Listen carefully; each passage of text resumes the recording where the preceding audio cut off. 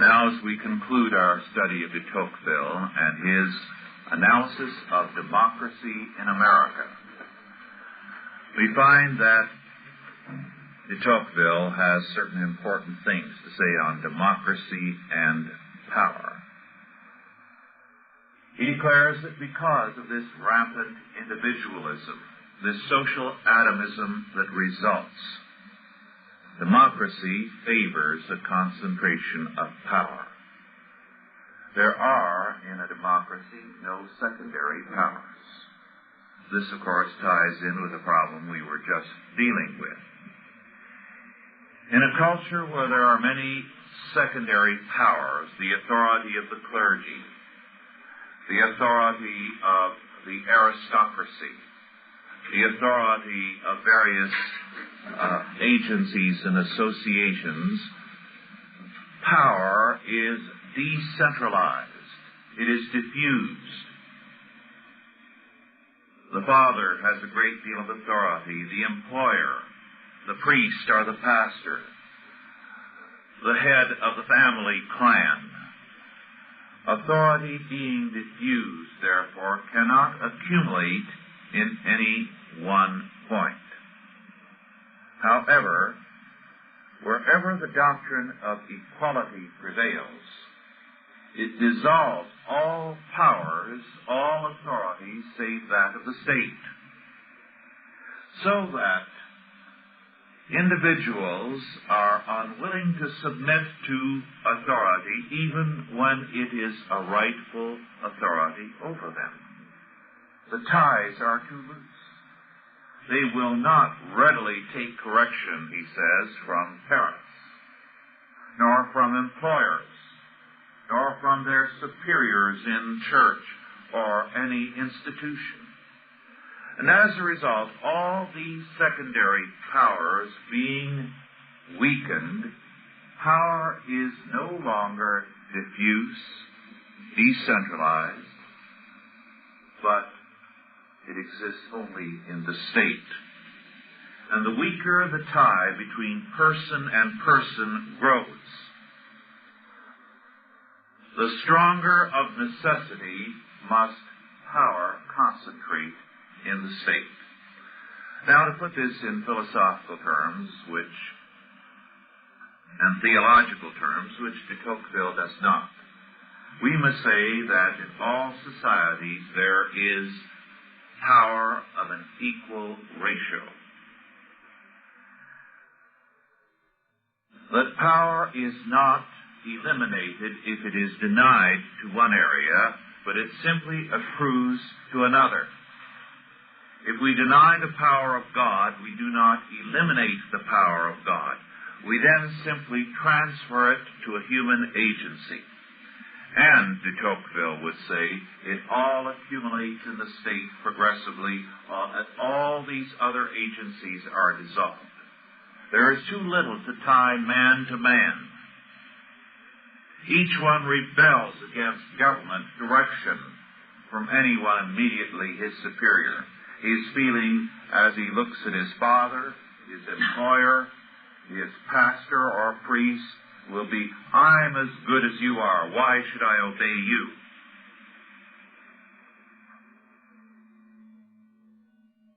And because the loyalties are not there also, in either direction, all that power accrues straight up to the state.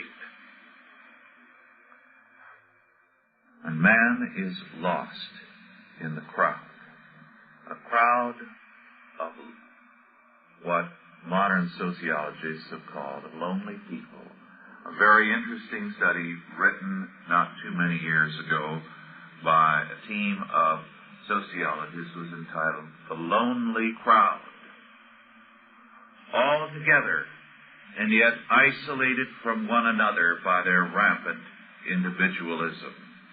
And hence, as the crowd has become lonely, it has become more and more ready to follow the crowd, to be group-directed. Man is no longer God-directed, conscience-directed, but group-directed. So individualism has led to an anarchism and a totalitarianism at one and the same time. The smaller man gets, the bigger the state gets. And man gets smaller and smaller as he eliminates all these secondary authorities on the human scene. De Toqueville wrote concerning the concentration of power in America. The Americans hold that in every state the supreme power ought to emanate from the people. But when once that power is constituted, they can conceive, as it were, no limits to it. And they are ready to admit that it has the right to do whatever it pleases. They have not the slightest notion of peculiar privileges granted to cities, families, or persons. Their minds appear never to have foreseen that it might be possibly not to apply with strict uniformity the same laws to every part and to all the inhabitants. And he went on to say, these same opinions are more and more diffused in Europe. They even insinuate themselves among those states which most vehemently reject the principle of the sovereignty of the people. Such nations assign a different origin to the supreme power, but they ascribe to that power the same characteristics. Among them all, the idea of intermediate powers is weakened and obliterated. The idea of rights inherent in certain individuals is rapidly disappearing from the minds of men. The idea of the omnipotence and sole authority of society at large rises to fill its place. These ideas take root and spread in proportion as social conditions become more equal and more alike. They are engendered by equality, and in turn, they hasten the progress of equality. And he said this in France especially, his home country, is becoming extremely powerful. Then he says, because in democracies, as we have seen, while marriage is done in terms of property even of persons, social status is in terms of property. The society tends to become more and more afraid of violent disturbances that might affect the security of property. As a result, after a certain point, de Tocqueville said, democracy will stress order and obedience at the cost of freedom. And men will be ready to give to the central power more and more power to compel obedience and to limit freedom in order to protect property. Now here again, de Toqueville was remarkably prophetic, because there are many conservatives who have been ready in the name of law and order to see freedom curbed, because it threatens property. It threatens the security they feel is basic. And so security and freedom are pitted one against the other, as though it were the freedom that caused it rather than the moral collapse.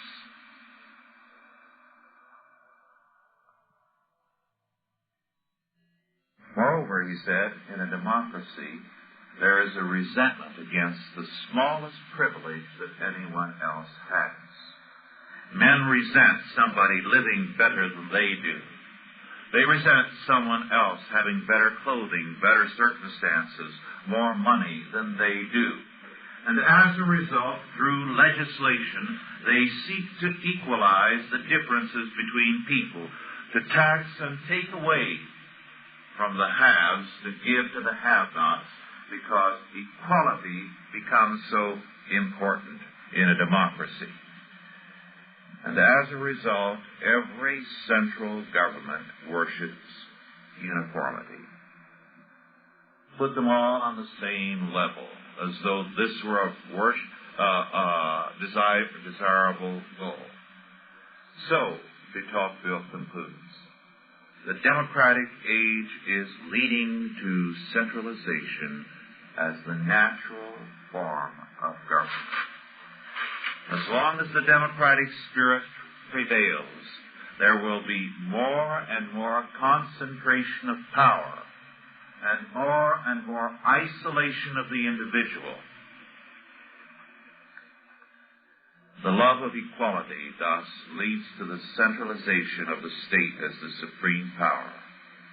And de Toqueville said, stress equality, and you will always get despotism. The one follows from the other. Europe, he said, is seeing such a trend very markedly. And in commenting on this, he wrote, and I quote, Europe has endured in the course of the last half-century many revolutions and counter-revolutions which have agitated it in opposite directions. But all these perturbations resemble each other in one respect. They have all shaken or destroyed the secondary powers of government. By this he means that all these lesser powers in society, which are a real government, are destroyed. Whether it's a conservative or a radical regime, the net result is the secondary powers are destroyed.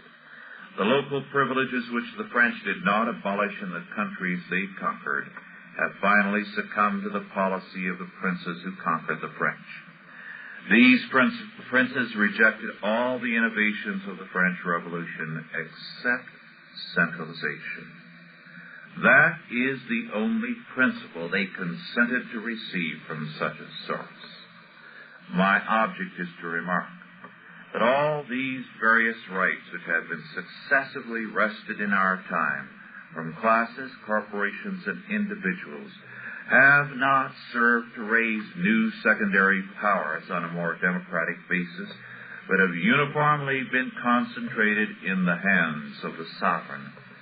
Everywhere the state acquires more and more direct control over the humblest members of the community and a more exclusive power of governing each of them in his smallest concerns.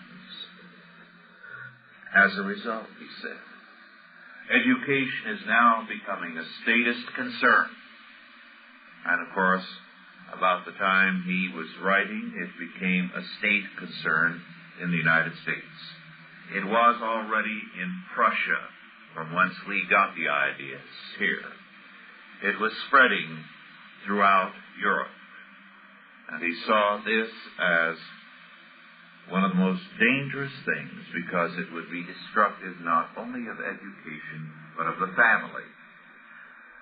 Moreover, he said, if education falls into the hands of the state before long, religion will also. Religion is in danger of falling into the hands of the government. But this is not all. It will not stop there. Centralization requires more and more control so that the private life of the individual will in time be invaded by the centralized state. This is why we need to listen to de Toqueville, because you can see how tellingly he saw the problem. No one else has clearly predicted the totalitarianism which in the 20th century is steadily taking over the whole world.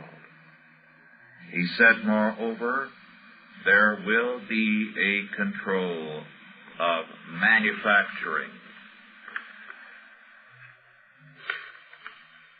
of the state. He said that not only is it the principal manufacturer, but it tends to become more and more the chief, or rather the master of all manufacturers. As private persons become more powerless by becoming more equal, they can effect nothing in manufactures without combination. But the government naturally seeks to place these combinations under its own control. In other words, you will see huge corporations forming because the stronger the government gets, the stronger business has to get in order to counteract it. But this will not work. They will place these powerful corporations under their control. They will regulate them. Today, of course, with the monetary situation, it has become increasingly difficult for corporations even to bring money home from sales. What has been the result of this process? What has industry done to counteract it? Does anyone know what their recourse has been? Yes. Yes. Supposing you are selling cars abroad and you find that you can sell them, say, in a country, but that country says you cannot take more than so much of your cash outside of our territory. So you find you sold it there, but you can go over there and spend it. You can't bring it here. Yes. Investing and going a little further. No. The multinational corporation. Yes. So, you can't bring your money home when you sell a Ford. You start a Ford plant there. And as a result, with these multinationals, they have worked to try to get around the impossibility sometimes of getting money to cross borders. So now there's a tremendous hue and cry, both by conservatives, unfortunately, and the radicals, about these multinationals as though there was something wicked and sinister about them. But it is only the effort of business to protect itself against the impossibility of carrying on trade abroad, because money does not readily cross frontiers today. Moreover, and this is a very significant fact because it tells us so much about why Europe is unable to do much to reverse the present trend. You recall we discussed the power of the voluntary associations in the United States. De Toqueville says, even now in Europe, there are controls of these private associations, very few in Europe as compared to the United States. But the European governments have stepped in and are controlling them because they are afraid of them. They do not want them to flourish. The progress of equality, de Toqueville said, will lead to tyranny unknown under kings in bygone days. And so he declared, there are great oppressions ahead.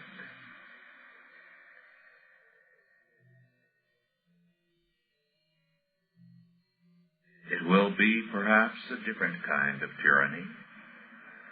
Some countries it will be more gentle outwardly.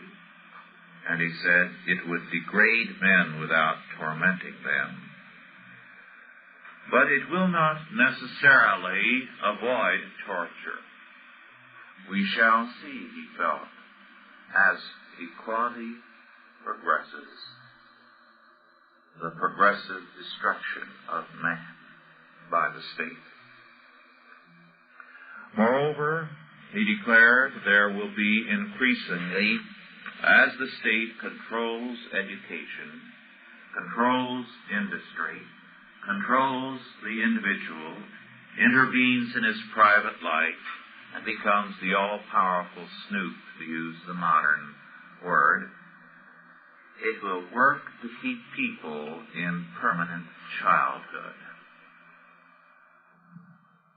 Keep them like children. Children, after all, need to be controlled. And of course, this characterizes our age. This is why the most popular styles in the past decade have been those which have emphasized, both for men and women, extremely youthful styles, styles that emphasize the childish, immaturity, looking perpetually young. And this is an ironic reversal. There was a time when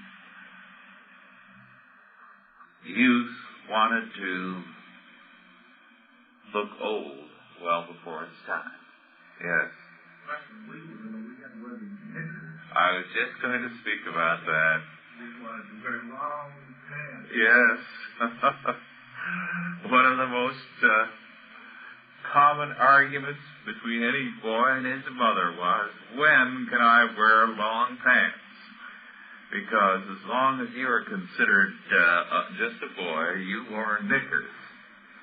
And you reached that point where for several years you were just kicking against the idea of wearing knickers. And if one boy came to school with pants, why, every home exploded with arguments as all the boys insisted, I want long pants. Johnny so-and-so is wearing long pants. There's a real problem. Because, of course, the goal was maturity. And, of course, again, the goal was to be old enough to, a little earlier, so that you could show the sign of manhood, to wear a beard. And among the Mennonites, to this day, it's a very strict rule. No one who is not married and supporting his household has a right to a beard. It's a sign of a man. It's a sign of age, of maturity. But today, on the other hand, instead of age being something respected, and gray hair is to be something accumulated with honor and dignity and pride, the reverse is the truth. And permanent childhood is, as it were, the goal. And so, we become also children in the process. Problems. We need the state. We cannot handle our own affairs. And the federal government, or some agency thereof, takes care of us more and more. There is, de Toqueville said, no hope for aristocracy in the days ahead. He was speaking as a French aristocrat. And so he wrote, and I quote, thus, the question is not how to reconstruct aristocratic society, but how to make liberty proceed out of that democratic state of society in which God has placed us, unquote. Not to try to turn back the clock to an order of feudalism or a monarchism that is hopelessly finished, does not belong in our modern world, can never be reconstructed. But to recognize the democratic temper is here, it will prevail for some time, but to think seriously of all the problems it creates and to come up with some constructive answers. This is the purpose of democracy in America by Toqueville. He came over here not to write just a book of the tourist, but to study the American prison system and to write on that, which he did. But also to write his book so that Europeans and Americans could see something of the problems concerning the future as he saw them, and then work constructively to remedy them. Then, however, he closed on a hopeful note. He said, and I quote, printing has accelerated the progress of equality, and it is also one of its best correctives. That is because of printing. The idea of equality has been promoted, it has been made more easy, but it can also, by means of printing, by education through the Word, also become the means of creating a new society as men are educated to that which is perhaps a possibility for the future. Then as he spoke about the element of hope, he said, the men who live in the democratic ages upon which we are entering have naturally a taste for independence. They are naturally impatient of regulations. They are wearied by the permanence even of the condition they themselves prefer. They are fond of power, but they are prone to despise and hate those who wield it, and they easily elude its grasp by their own mobility and insignificance. These propensities will always manifest themselves because they originate in the groundwork of society, which will undergo no change. For a long time they will prevent the establishment of any despotism, and they will furnish fresh weapons to each succeeding generation, which shall struggle in favor of the liberty of mankind. Let us then look forward to the future with that salutary fear which makes men keep watch and ward for freedom, not with that faint and idle terror which depresses and enervates the heart. And then his final word. Providence has not created mankind entirely independent or entirely free. It is true that around every man a fatal circle is traced, beyond which he cannot pass. But within the wide verge of that circle he is powerful and free. As it is with man, so with communities. The nations of our time cannot prevent the conditions of men from becoming equal, but it depends upon themselves whether the principle of equality is to lead them to servitude or freedom, to knowledge or barbarism, to prosperity or to wretchedness.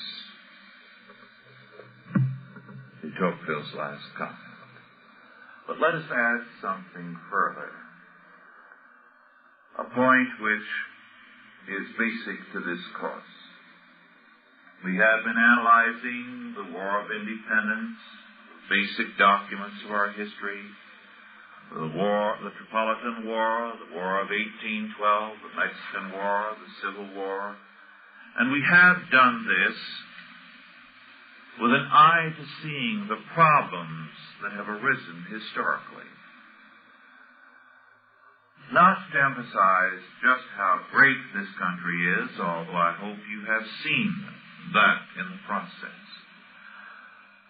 But our perspective has to be different from the radical perspective which looks on our past with contempt, or the conservative perspective which says that all we need to do is to get back to the Constitution and all will be well, as though the answer is in a document rather than in Christ.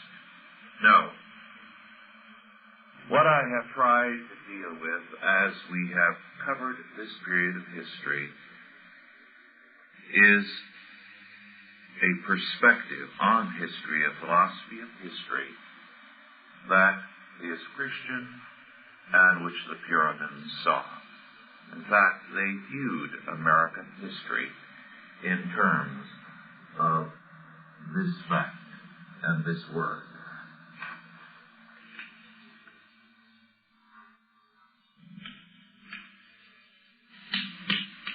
Pilgrimage.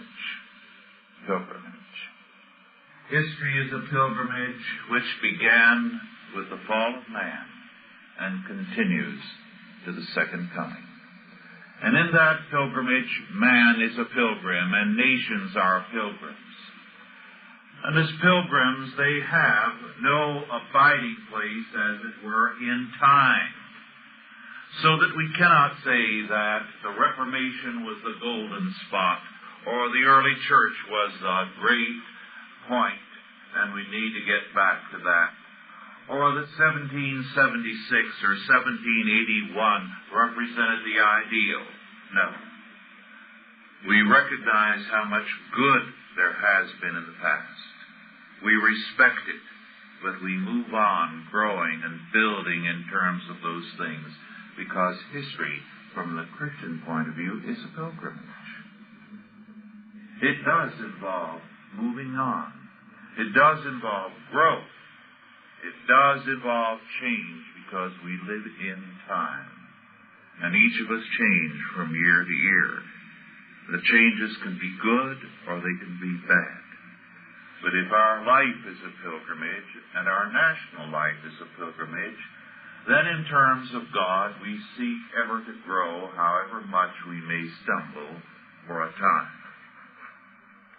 Now, de Toqueville, in a sense, has seen it as such, and because he has seen history as a pilgrimage, he has tried to give us guidelines here. He has very definitely raised problems. He has not given us answers to them. De Toqueville, while a devout man, did not share our faith and our theology. Therefore, he could not come up with the answers to the same degree that we can today, both because we have a more biblical theology and because we have the advantage of de Toqueville and a good many years, so that we have seen a great deal more worked out. But we need to see history always as a pilgrimage. And as de Toqueville said, we are not to view the future with fear, timidity, and terror, but with a recognition that Providence, God Almighty, governs it, and that in terms of His Word, in terms of His purpose, in terms of the certainty of a great triumph on earth, there is so much to be done. The problems are very real. We do not know the answers. I hope you got clear tonight, because I certainly didn't have them emphatically, but God does. And that's why for us there is hope in history. One cynical philosopher a few years ago, at one university, declared to his class, I didn't hear it, it was told me by a student, that one of the problems of modern man was that under the influence of a Christian past, a religious past, when he comes up to a problem, he assumes there are answers. And he said, this is a myth, that problems of necessity have answers. Well, at that point, we would have to say emphatically, he is wrong. That in God's world, problems have answers. We may not have them, but they are nonetheless there. And the certainty is that because God is God, we will come up with answers. If not in our time, then in our children's and our children's children's time. Are there any questions now with what we have covered?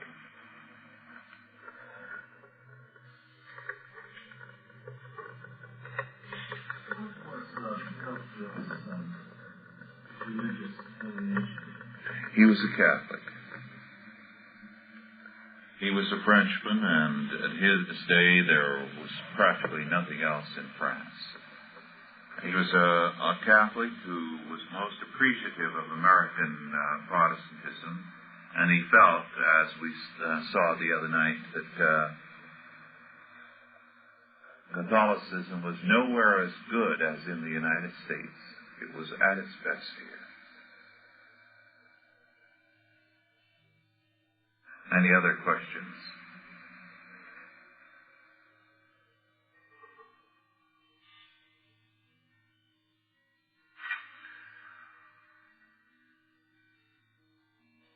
Well, tomorrow morning, then, we will have the examination. Now, I believe we'll be meeting in the, which room? Gold. The gold room for the examination.